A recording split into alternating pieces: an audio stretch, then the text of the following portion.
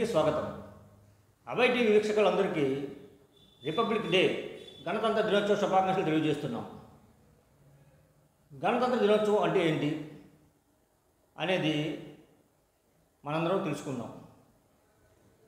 గణతంత్ర దినోత్సవం అంటే రిపబ్లిక్ డే అంటే రాజ్యాంగం అమలైన రోజుని అర్థం.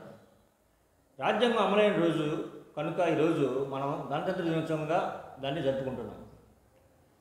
రాజ్యాంగం ఏ విధంగా అమలైంది అనేది మనం క్లుప్తంగా తెలుసుకోవాల్సిన అవసరం ఉంది. కనుక ఈరోజు రాజ్యాంగం గురించి గణతంత్ర దినోత్సవం సంబంధించి కొద్దిగా క్లుప్తంగా తెలుసుకుందాం. భారతదేశంలో గణతంత్ర దినోత్సవాన్ని భారత రాజ్యాంగం అమల్లోకి వచ్చిన రోజుగా జరుపుకుంటాం.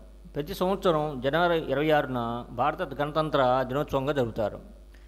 భారత రాజ్యాంగ సభలో 1949 నవంబర్ 26న రాజ్యాంగ ఆమోదం పొందగా భారతదేశం స్వతంత్ర గణతంత్రంగా ఆవిర్భవించేందుకు 1950 జనవరి 26లో దీనిని ఒక ప్రజాతంత్ర పాలనా పద్ధతిలో పాటుగా అమల్లోకి తీసుకురావాలని నిర్ణయించారు.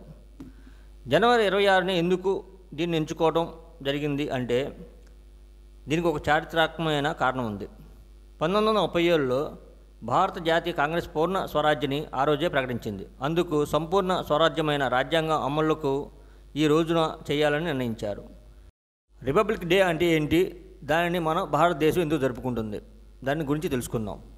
రిపబ్లిక్ డే అంటే భారత గణతంత్ర దినోత్సవంగా మనం దాన్ని పిలుచుకుంటాం. బ్రిటిష్ వారు మనకు స్వతంత్రం ఇచ్చి వారు వెళ్ళిపోయిన తర్వాత మన దేశానికి ఒక ప్రత్యేకమైన రాజ్యాంగం కావాలి, మన జీవన విధానానికి మన మనుగడకు ఒక రాజ్యాంగం నిర్మించాలి అనే ఉద్దేశంతో మన దేశానికి ఒక రాజ్యాంగాన్ని ఏర్పాటు చేయడం జరిగింది.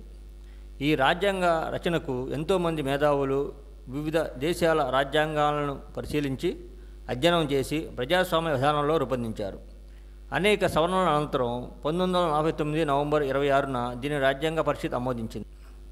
భారత రాజ్యాంగాన్ని రూపొందించేందుకు 2 సంవత్సరాలు 11 నెలలు 18 రోజులు కాలం పట్టింది. రాజ్యాంగం యొక్క చరిత్ర 1950 జనవరి 26న భారతదేశానికి రాసుకున్న రాజ్యాంగం అమల్లోకి వచ్చింది. భారతదేశంలోని అన్ని ప్రాంతాల నుంచి గెలుపొందిన రాజనీతిజ్ఞులు, రాజకీయవేత్తలు, రాజకీయ నేతలు, వివిధ రంగాల నుంచి నామినేట్ చేసిన నిపుణులు కలిసి ఈ రాజ్యాంగాన్ని చర్చలు, నిర్ణయాల ద్వారా రాశారు. దీనిని 1946 నుంచి 1949 వరకు ఈ బృందం భారత పార్లమెంటు హాల్లో సమావేశమై చర్చలు చేశారు. జనవరి 26న గణతంత్ర దినోత్సవంగా జరుపుకున్నారు. రాజ్యాంగ నిర్మాణ ప్రక్రియలో భాగంగా సుమారు 3 ఏళ్ల కాలంలో పలు కమిటీలు ఏర్పడ్డాయి. అనేక సమావేశాలు, చర్చలు జరిగాయి. వీటిలో ముఖ్యమైనది రాజ్యాంగ ముసాయిదా కమిటీ, డ్రాఫ్టింగ్ కమిటీ. బిఆర్ అంబేద్కర్ నేతృత్వంలో 7 సభ్యులతో కూడిన ముసాయిదా కమిటీ రాజ్యాంగం తుది ప్రతిని రూపొందించింది. వీరిలో ముఖ్యమైన వారు ఎన్ మాధవరావు, అహ్మద్ సాదుల్లా, బిఆర్ అంబేద్కర్, అల్లాడి కృష్ణస్వామి, బిఎన్ రావు, ఎన్ గోపాలస్వామి, బిఎల్ మిట్టల్, డిపి కైథాన్. ఈ 7 సభ్యుల కమిటీల ద్వారా రాజ్యాంగాన్ని రూపొందించారు.